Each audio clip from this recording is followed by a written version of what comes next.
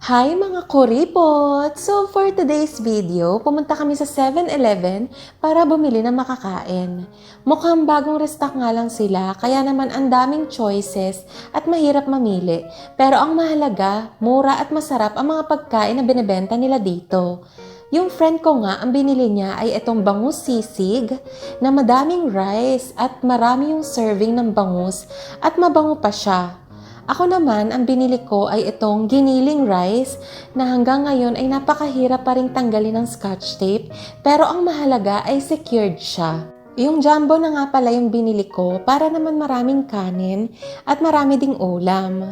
Nagustuhan ko to kasi hanggang ngayon ay hindi pa rin nagbabago yung lasa niya. Sobrang sulit nga nito kasi kahit 2 tao yung kumain nito ay mabubusog pa rin kayo.